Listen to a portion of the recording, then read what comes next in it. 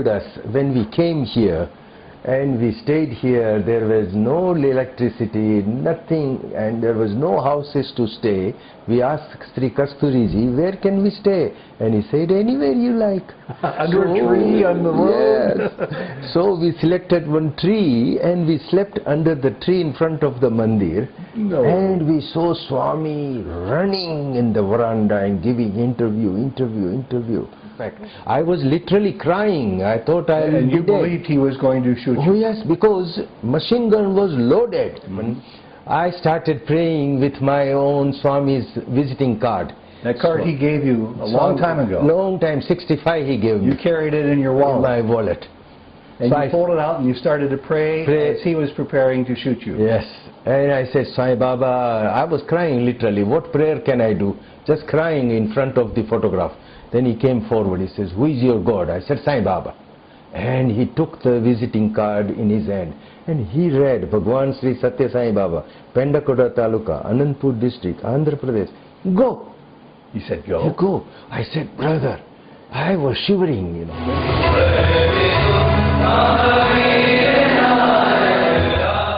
Welcome to Soul Journeys, and a life-saving account of how Indian holy man Sri Sathya Sai Baba saved the life of medical doctor Kishan Gadhia in Uganda.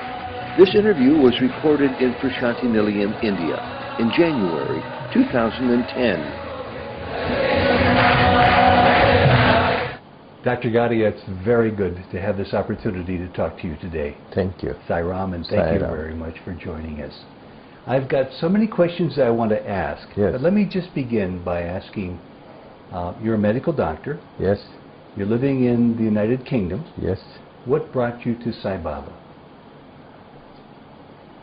The divinity of the Lord, which was being explained by my brother, Dr. D.J. Gadhia, and the miracles he has performed, which is incurable disease cured, and so he brought us at the divine lotus feet. And though he explained us that the Lord walking on earth is in Puttaparthi, my brother visited here 40 times, 50 times, and he tested and he just went through all the details that the Lord is the real Lord walking on earth. So he became convinced after all those visits. How long did it take for you to become fully aware of this? That was till 1960. Till 1960? Yes. So many years you've been... Many years, even though I came for my further studies in India in 1956, stayed in Mumbai, but I was unable to come to Swami. I then visited with my friends and cousin brother to South India, and we visited Pondicherry, stayed in Arvind Ashram for a week when mother was alive. We visited so many temples like Tirupati Balaji, Rock Temple, and so many, and we visited our brother who was in final MBBS at that time. So my brother DJ Gadhia requested me, says, Kishan, it is worth going to Puttaparthi, where it is quite near, go there. Sai Baba is there, go and see him. But we couldn't plan, it was not our effort. We tried it, our level best, and we reached hostel back again. So do you remember the first year when you actually were able to cast your gaze upon Sai Baba's form? Yes, that was in October 1960. So you remember the month? Yes, I do remember. And what was your first impression of him? I was really amazed and see the divinity. The way he called us when we came here and we stayed here, there was no electricity, nothing, and there was no houses to stay. We asked Sri Kasturiji, where can we stay? And he said, anywhere you like. Under a tree on the road? Yes. So we selected one tree and we slept under the tree in front of the mandir. No. And we saw Swami running in the veranda and giving interview. And we were amazed to see the peaceful atmosphere here, first of all, first impression. Then next day Swami, through Kasturiji, called those medical students, and we were 7 of us, friends, all from the Gujarat University. We were in Jamnagar Medical College at that time. So, while we reached in the interview room, what we saw, Swami raised his kafni. That means the sleeve, and he materialized vibhuti, and he started giving to all of us, telling the name of the country and the name of the person. He says, Kampala se Shah, Shah has come from Kampala, Gadhia has come from Kampala, Patani has come from Dar es Salaam, Burza has come from Kashmir, like different names. So before he even talked to you, he was telling you where you came from and what your name was. And name, yes. That must have impressed you right off the bat. And he started giving vibhuti all the friends except me. And why was that? Because while my brother was there, Dr. DJ Gadhia, he was told by Swami to go Jamnagar. So when he came, and he gave me a talk for a couple of hours of Swami, and then he said, Kishan, let us go in the town and we buy one small silver box for you. I have brought some vibhuti from Swami, I will give you. So then we both brother went in the town, and I purchased a small silver box from the goldsmith, came home at the hostel, and he says, Kishan, give me the box, I can put some vibhuti. When we opened it, there was already vibhuti inside. So I told my brother, look, this goldsmith must be your signed devotee. He has put, by seeing you, he has put some vibhuti inside. My brother said, well, I am a new man, I don't know anybody in Jamnagar. I said, but you are a popular guy. You must have gone to Sai Baba many times. Naturally, he must have seen you. Next day, we both went again to the goldsmith, confirmed it, and he said, no, this is meant for snuff in Gujarat. People use snuff inside. Yes. Then we asked, did you put some vibhuti in the box? Then he says, no. Do you know anything about Sai Baba? He says, no. Then my brother says, why, Kishan, don't you go to Swami and ask him? And did you? And that was the only time, so we came to ask Swami and see him. Swami instead started giving vibhuti to all of my friends except me. He said, I already gave you in the box in Jamnagar. So I was shocked. And then again he gave me also, but he reminded me that he was the person who has given me vibhuti in the box. Absolutely amazing. Then he told, he started solving our problem. In fact, he solved one of my friend's problem who was deaf. Shah, he was Mr. Shah, and he thought, if Swami can help me for my hearing and can throw away this hearing aid, I can use my stethoscope with my both ears and I'll be a better doctor. So Swami just took off his hearing aid, touched his ears, and he started hearing. That was first medical witness we saw. Amazing. One quick question about what Prashanti Nilayam, what Puttaparthi was like in 1960. You said you had to sleep under a tree. It was a small village. There was nothing available here. Where did you eat? There was only South Indian canteen was there, small, so we were able to take the simple food, rice and curry, rice and rasam. And were there bathrooms? Were there toilets? Public bathroom used to be outside. We used to pay 10 paisa and get the hot water and have a public bath, which was like an army type. That's 1/10 of a rupee, right? Yes. And nothing was available here. Nothing. Not a shop. A small shop used to be there, matchbox and lots of. And how many devotees would be here in 1960? About 150, 200 people I saw them just waiting that many, there. Yes. Yeah, very few. Very few. And did you know right away after you saw him, after he knew your name? Yes. Then he said to me, come on, I give you personal interview. So he took me inside another room from the main room, and he said, any more doubts? I said, no more doubts. Then he said, let me tell you the omniscient, omnipresent and omniscience. I know what is happening. I can tell you, Swami said, your mother in East Africa, Kampala, has got heart attack today. No kidding. Did that shock you? It was shock to me. I said, Swami, I had a letter last week only. She was well. Swami said, I'm talking of today. And you're a medical doctor, so you must have been very worried about I was shocked. I said, Swami, you are the God. Please save her. If she has developed a heart attack, please save her. So Swami then materialized some more vibhuti, packed them for me and gave me in 3 packets of it. And he said, you go, while going home, while going Jamnagar, Gujarat, post them and inquire from Mumbai to your father, how is your mother?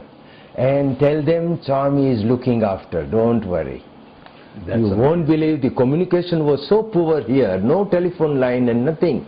So we left immediately next day, and Swami told us, come back again with beddings and more clothes and stay with me. I will teach you bhajan, singing bhajans. Oh, how wonderful. Wonderful. So while I reached Mumbai, I gave a phone call to my father, and I asked, how is my mother? And my father was shocked. Who told you about your mother? I said, well, Sai Baba told me there in Puttaparthi. The day she had her heart attack. Oh, she had a heart attack. Then my father says, yes, Baba is quite right. She has got a heart attack and she is in the hospital, still in the hospital. I said, don't worry, Swami is looking after, I'm sending you vibhuti. So that was my first impression that the Lord is definitely here in Puttaparthi. You've had many, many impressions and signs since then, but there's one in particular. Actually, there's many stories I'd like to hear, but one in particular I would like you to tell us now, and then we'll move on to another one, where later on in the 1960s in Uganda, where you were living, yes, if I recall correctly, they were in a state of turmoil, and the army was going around and being not very kind to people. One soldier with a machine gun wanted to shoot you and kill you because he just wanted to. Tell us the story about how that came to pass and how Swami intervened, yes, and saved your life. See, that is a wonderful story. What happened, I completed my graduation in 1965. Mm-hmm. In between those 1960 to 65, I visited Puttaparthi 3 to 4, 5 times. Mm-hmm. And I have seen Swami in festival days like Dashera. Yes. And those days Swami used to materialize vibhuti, hips and hips of it. From the big pot. Yes. Overturned, and Kasturi used to hold the pot, and Swami was waving his hand inside. And you would see that. I have seen it live here. And I have seen those days Sai Gita was a baby Sai Gita. Little baby. Yes, and he was having a beautiful one ring, bell in the neck, and she was made to run round Mandir 108 times. Oh, we used to count in the morning. He would count the times. Yeah, how many times Mandir? How many times he is running after this Mandir, and it was 108 times he was made to run. That was our Nagar Sankirtan those days. Wow. Now I can tell you, after finishing my graduation in 1965, I came to Swami and I was waiting outside for his darshan and his permission to go. Then he walked and he came, he said, Kishan, you going? I said, yes, Swami, I am going home. Parents are waiting for me. So he started waving his hand. So I thought I am getting some vibhuti.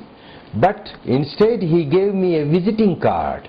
He produced a small visiting card and he gave me visiting card, instructed me to keep always in the purse, okay, not in the shrine room. Mm-hmm. And that was the instruction he gave me. All right. So I reached Kampala and I started my job in the Mulago Hospital, Kampala. In Uganda? Uganda.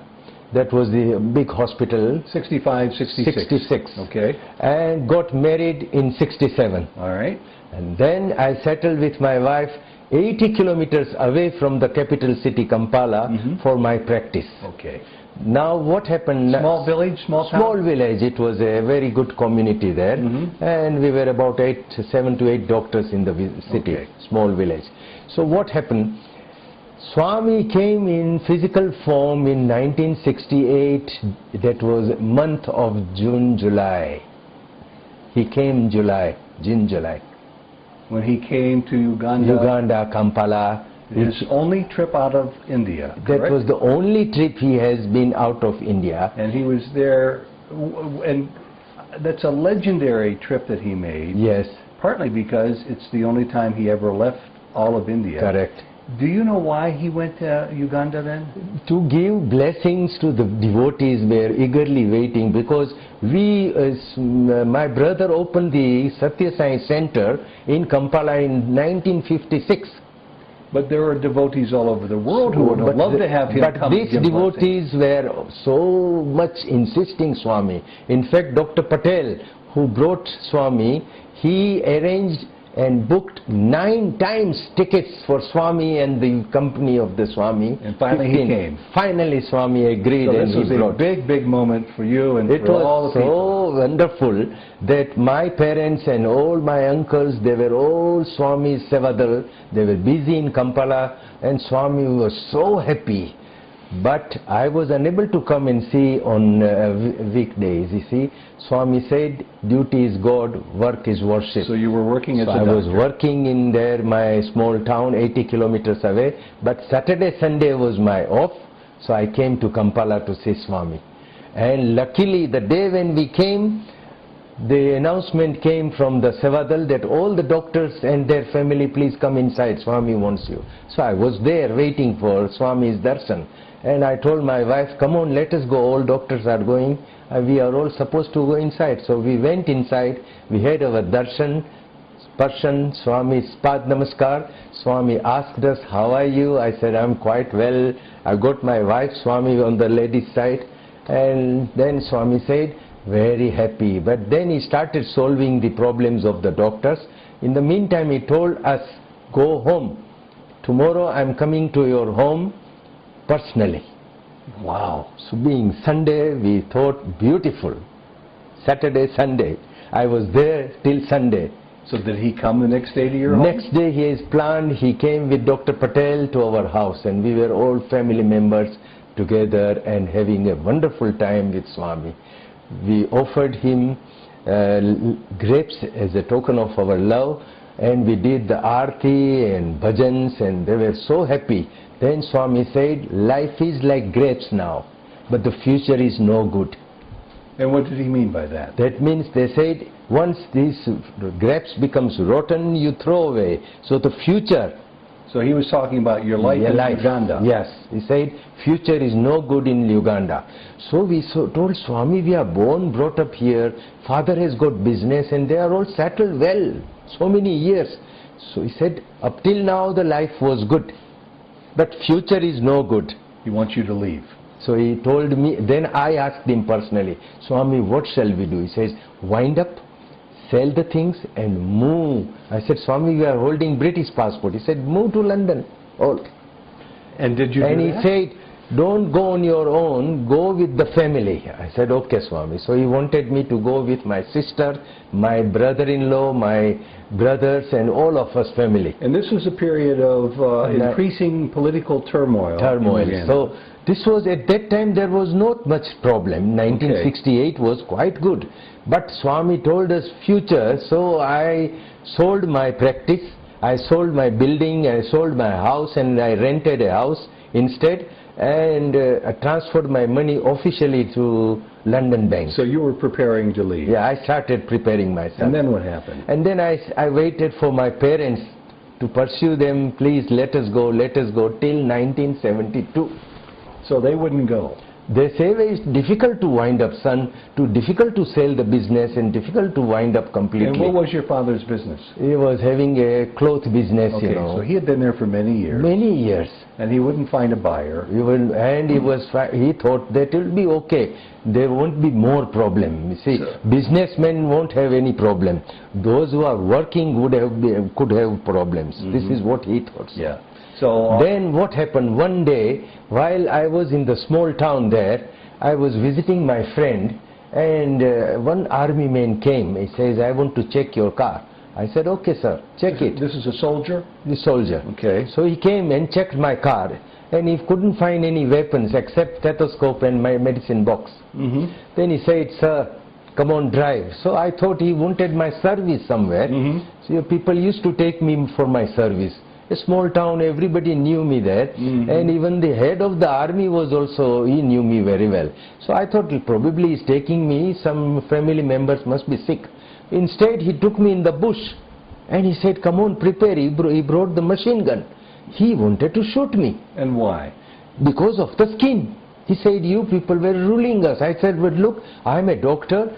We are not the rulers. Britishers were the rulers here. We are all the simple people. I am a doctor. I just stayed here, born, brought up here. That's all. And why didn't he understand that? There was no. He was very stubborn, and he said, "Come on, what is your last wish?" He asked me. And he had a rifle. He had a big rifle, machine gun, loaded, and he said, "What is your last wish?" I said, "Well, I want to see my children before dying. Let me go home." Then he says, "No, you can smoke." I said, "Well, sir, I don't smoke." Then he said, "You can pray." So he reminded me of praying, in fact. I was literally crying. I thought I would be dead. And you believed he was going to shoot you? Oh yes, because machine gun was loaded. And one of the African taxi men, whom he passed from there, and he stopped his car. And he showed me. He came to ask me, says, and he asked those fellow army men, "Why you are harassing the doctor?" Then he said, "You go over there, I'll shoot you." So he silently disappeared. But he was a very good man. He went to the head of the army and informed him that the doctor is in trouble. So the head of the army was looking for me. In the meantime, what happened? I started praying with my own Swami's visiting card. That card he gave you a long time ago. Long time, 65 he gave me. You carried it in your wallet. My wallet. And so you pulled it out and you started to pray as he was preparing to shoot you. Yes. And I said, "Sai Baba," I was crying literally. "What prayer can I do?" Just crying in front of the photograph. Then he came forward. He says, "Who is your God?" I said, "Sai Baba." And he took the visiting card in his hand. And he read, "Bhagwan Sri Sathya Sai Baba, Pendakoda Taluka, Anandpur District, Andhra Pradesh. Go." He said, "Go." You go. I said, "Brother," I was shivering, When he gave me my card, I put it in my pocket. I had some money at all in my pocket. I gave him. I said, "Sir, take this money. Why unnecessary killing me?" And in the meantime, the head of the army came in search of me. This man disappeared in his van, jeep. So I was saved. And I said, "Sai Baba saved my life." Then I left the town same day. I left my village town that same day. I went to Kampala. I told my parents, "Would you like to come? I'm leaving this country now." And you were serious? Yes, I was much serious, because I told my parents, "I've got enough money there in London. We can support you all. What else we want? Bread and butter. What else? Come on." So all of us left, the family members. And it was October. Wow. I do remember, it was a month of October. We left quietly from the Entebbe, and we reached London. And we were given the really tremendous welcome by the British people there. Because we left only with our children, our suitcase, that's all. Not a single penny was allowed from the government. They said you were not able to take anything. Some clothes. Keep your clothes and your children, that's all. Go. So then, a long time later, you saw Sai Baba. Yes. And pick up the story from there. Oh yeah, what happened then? It took me 10 years to settle the family in London. All of us were very happy then, and I settled in Midlands, Leicester. Leicester is a beautiful town there in Midlands. So after 10 years, in 1978-79, I started coming to Swami again. But in those days, I used to wait outside, wait for my token numbers. If I get number 1, 2, 3 token, like that system was there already. And Swami was mobile and running, but we were fortunate that Swami met us. We had interviews. And I was so lucky that I started every year coming, but had no personal talk. He wouldn't talk to you? No, not a personal talk, the group interviews. Okay. And we were so happy that even in 1980, when I brought whole family with me, my son, my daughters, my wife, We had a wonderful time with Swami, and Victor Kanu was with us, and we had 4 interviews that time. Swami was so merciful, and he said, Victor, I wanted you in this trip. Victor wanted to drop because of financial problem. Swami said, I gave you money, I wanted you to come down. So that's why he was there. That's why he was here, Swami said. And that was the love for Swami had for Victor also. This is before he started the school and the Yes, orphanage? this was in 80. Oh my goodness. 1980. You go back so many years with so many Baba, legendary Baba And people. recently, when 2002 or 3, I was in Whitefield in the trial session. Swami, fortunately I was being as a guest inside the trial session. In his home? Swami's trial session. That was in his home, while Swami was in Jula. Okay. And he said, Kishan, come on, give a talk. So Swami, then I said, Swami, can I narrate the story how you saved my life in Uganda? I said, narrate it. So this is the first time you had a chance to talk to After so many years, I was there to narrate the story, and I narrated whole this story, how Swami saved my life from a visiting card. After my talk, Swami gave a talk that is worth listening. Oh, I'd love to hear it. Swami then gave a talk. He said, the person who wanted to kill Krishna was very cruel. He killed so many innocent people. But the day when he read visiting card, I transformed his mind. This is what Swami said. And the person somehow, the day when he was transformed, he had a eager yearning to get Swami's photograph, and he managed to get it from Kampala. He got it from you? Not from me, because then I left the country same day, isn't it? So his mind was transformed after he saw the picture from that you had. Yes. So somehow Swami then talked to us. He said he managed to get Swami's photograph from Kampala. It was easily available in those days. So then he started his own prayer, Sai Ram, Sai Ram, Sai Ram, Sai Ram. The soldier who was going to kill you. Soldier. And then Swami said, his prayer was so powerful. One day, while he was praying to me, there was somebody's laughing sound. So he thought, who is laughing? I am here with Sai Baba here in front of me. Swami said, I came out of the photograph and stood in front of him. He came out of the photograph. And he said, I'm laughing, come to Puttaparthi. Baba was the Baba then disappeared. Then Swami further narrated us, he said, that person managed to come to Puttaparthi. He was sitting on the sand. I called him for the interview, and as a token of love, I gave my robe. Oh my goodness. What a story, what a story. So Swami told us, he changed the person from Vali to Valmiki. This is the word he uttered. And what do those words mean? That means a person, Vali, in the past history of, very past, in our Hindu history, that Vali was a notorious dacoit, and he used to kill people and loot and take the things from them. Only he was being turned to become a saint and utter the Ram Nam by the priest. And then he changed himself to Valmiki, who was able to write the Ramayana, all. Very saintly person. Saintly person. Well, this is the same man who you said killed many people. Baba said he killed many people. Yes. And he was on the verge of killing you. Yes. Talk about a life transformation. It is, sir. And you've never had a chance to meet this man again, no, have you? Never. You don't want to, probably. Never, never. What an amazing story. And you go back so many years. You first became aware of Swami in the 50s. Yes. Got to see him in 1960. Yes. There aren't too many devotees who go back that far. Very nicely. Why you, Dr. Gadhia?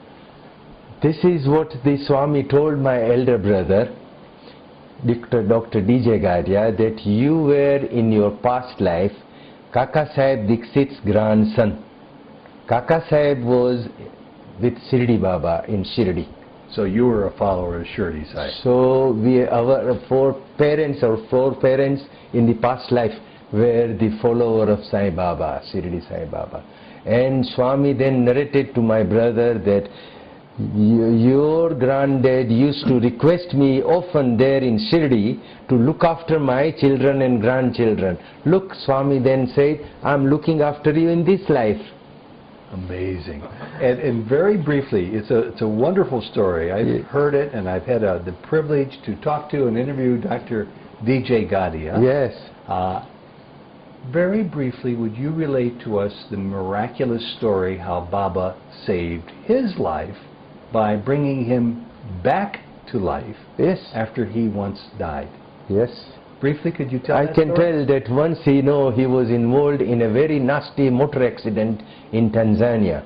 And he was working there as a medical doctor. He was working as a medical officer in Sathya Sai surgery, in his own Sathya Sai surgery. I didn't know that. And what happened, he was not driving car, he was just he told the patient that take me home, maybe in some kilometers away. So they were driving there towards their house, and one of the trailer which was coming from the opposite side came off and came on the car. One of these big lorry trucks, lorry with the trailers. Semi-trucks. Yes.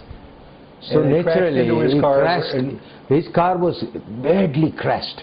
I do remember, I have seen the photographs of it, that one, and my brother was unconscious, his legs were all down. You can imagine that much nasty accident. He was unconscious, and a wife was sitting behind also, his wife. But luckily there were some Africans came forward and they said, please don't pull the person, let me cut the body of the car. So the African too hefty, they cut the body more of the car, and they broke it, they cut it themselves? Yes. Two African laborers. And they brought him out with floppy legs, with a more compound fractures of both the legs. This is what happened, and they took him, managed him, and till the ambulance came, was taken up to the Kenyatta hospital, Kenya, because near Arusha, Kenya is quite near Nairobi. So Nairobi had a big hospital there. He was taken up there. He stayed there 6 months in the hospital, and he had a treatment for his compound fractures. He had a very nasty compound fracture, healed, but was unable to walk on his own. He used to walk with 2 sticks. He was unable to sit on the ground. He was able to sit on the chair. And that was in 1979 when he came to UK. He met me at that time I was a doctor working in Midlands. Okay. So then we took him to 2 of the consultants. One was Mr. Wilson in London, orthopedic surgeon, and we took his opinion. What is your opinion about the legs? And we took all the x-rays, we had his own x-rays. And Dr. Wilson said, look, you've got a very nasty union of the bones.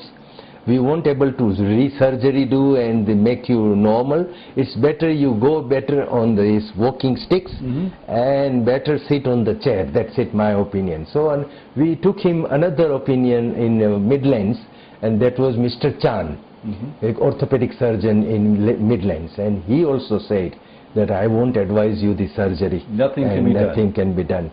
Medically, we advise you to take at the most paracetamol whenever there is pain. Better go on this or a wheelchair. That's it.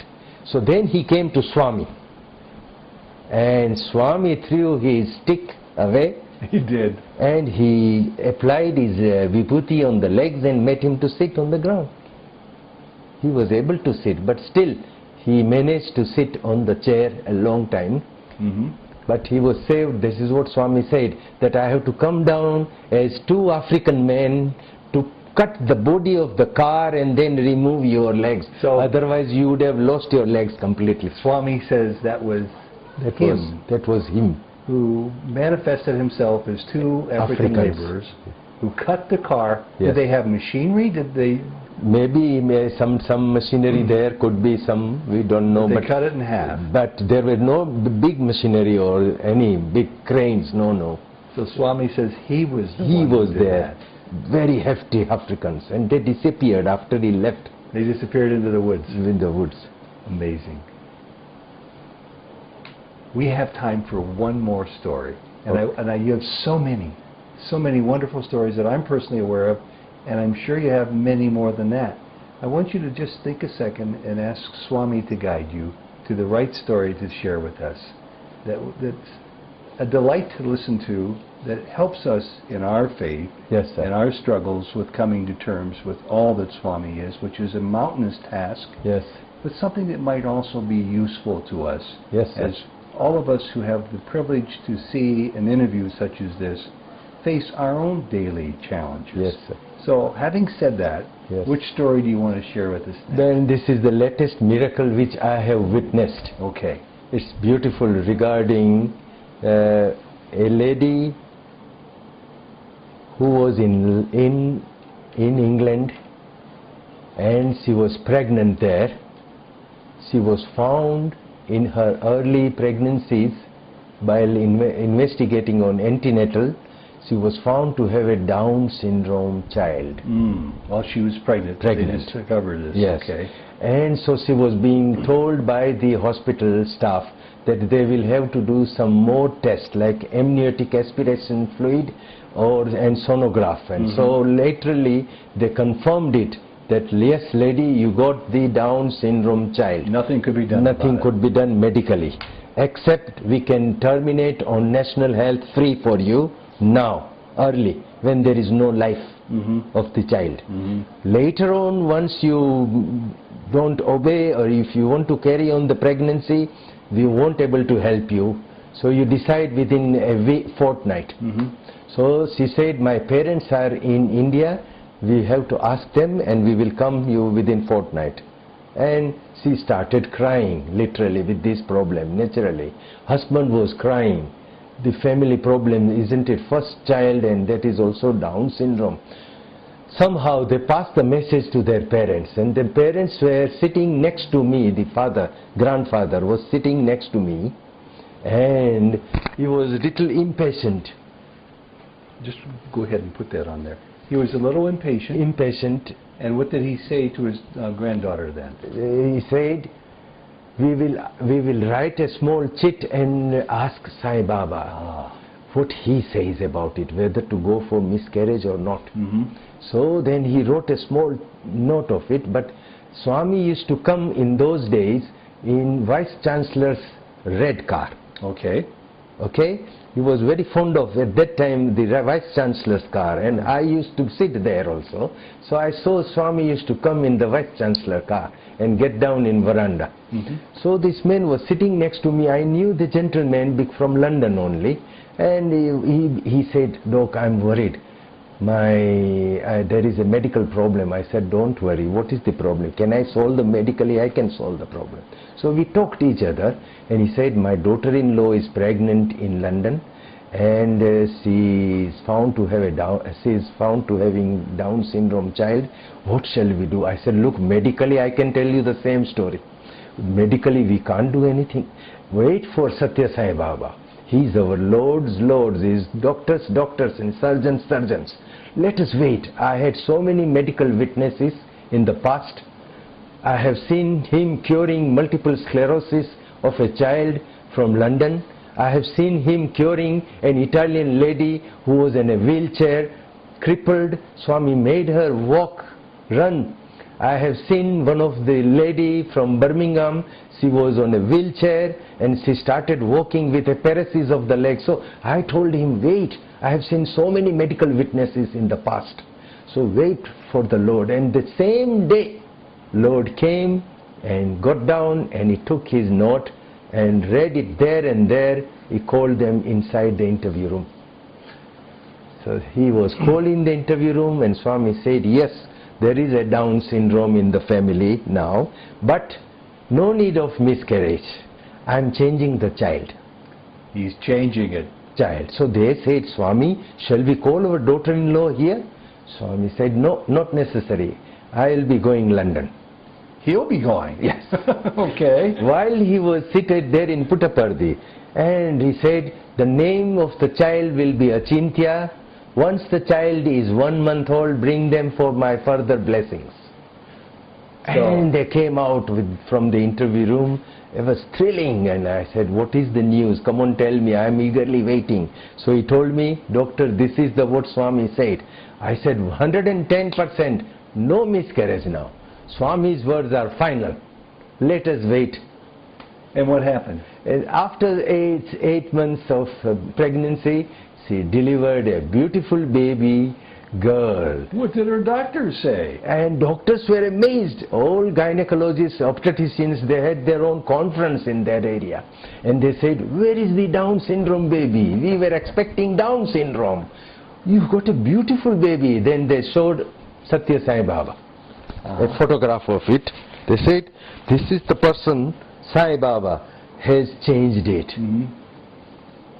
And did they have a response to that? They were shocked. They said, who is Sai Baba? What is this? You've been to India? They said, no, I haven't been to India, but our Lord has changed it. And they said, oh, beautiful, but you got a beautiful. They put a question mark in their file. Mm-hmm. Just stop the conference. They said, but we are very happy a Down syndrome baby is not there and a beautiful child is there. So once the child was 1 month old, they brought them here for further blessings. Swami called them in the interview room. Just like he said. Yes. And Swami took the personal photograph of the child and the family. I saw all the photograph and I was so thrilled. What happened, this was in 2006 happened.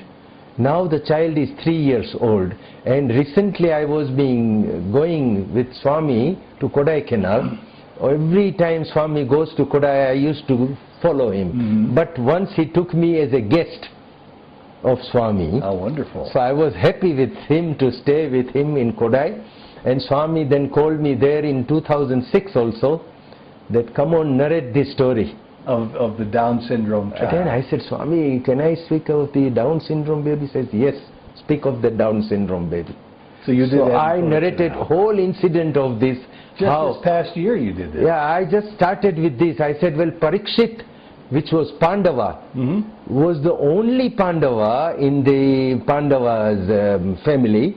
All rest of the family was being killed in the war. So Pandava, except Pandava were there, but their children were being killed. Parikshit was intrauterine and Aswasthama wanted to kill intrauterine that child. Krishna protected that child. That is the story. We read it, we have heard it, in Bhagavatam it is there. But then I narrated, the Sai Krishna has done this beautiful intrauterine change of a child. Sitting in Puttaparthi, he changed it in London. Can you imagine? He is in Puttaparthi, he is everywhere in the world. Then I narrated a full story, and then Swami was so happy. Later on Swami took mic, he says, come on, let me speak. And Swami gave a talk. Beautiful talk Swami gave us. Swami said, when there is a problem in the family, husband's problem, wife is crying. Wife's problem, husband crying. They are one body. Then Swami talked of Rama and Sita. Swami said, when Rama was in Kiskinda near Sugriva, he was in the forest, and because of the monsoon, he told Sugriva, come after the monsoon is over, we will go further in search of Sita. In the meantime, Rama was in the forest there in those time, and he was eating very little food. So Swami said, Rama became very thin. Swami then narrated that Sita was in Asok Vatika, and Sita was also thinking of Rama. Rama was thinking of Sita, and Sita was also eating very little food. So she became also very thin. And then with a wave of hand, Swami produced the ring of Rama. And he showed us, and he said, this is the same ring given by the King Janaka to Rama on the wedding day. And this is the same ring Rama gave it to Hanuman as a token of love to take it to Sita while in search of Sita in Lanka. So Swami then was playing in front of us with the 2 fingers in his ring. So we were shocked. It's a big ring. Big ring. And Swami, what a way. Rama was that much big. Look at it. So then Swami made us to see the ring, and Swami make it disappear later on. What amazing stories. Dr. Gadhia, I just want to thank you. This has been a very, very quick Thank you, sir. 45 minutes, 50 minutes. And I want to ask your permission. Yes. People are going to appreciate these stories like candy. Yes. They're going to want more and more and more. Yes. With Baba's blessings, I'd love my wife and I to track you down in the UK one day and get still more of your stories, because I know you have almost an inexhaustible supply Yes. of miraculous... In fact, I'm waiting for Swami's permission to give me to write a book. Well, my brother has written a book. I'm waiting for Swami's permission. well, Otherwise, ask him today to Yes. give you permission, Yes. because this Yes. is a book that needs to be written, I think. Yes. Thank you so much. Sai Ram, God Sai bless Ram. you, and Thank we'll you. see you again. Thank you very much. In 1998, he Yes. told us that you want to be with me intensely. Yes. In 7 years, would you be willing to join me? Okay. Swami used to say, she always used to say, give me the strength to bear it, whatever you want me to do. Yes. You should be with me. That's what she said. We sat in the darshan line here.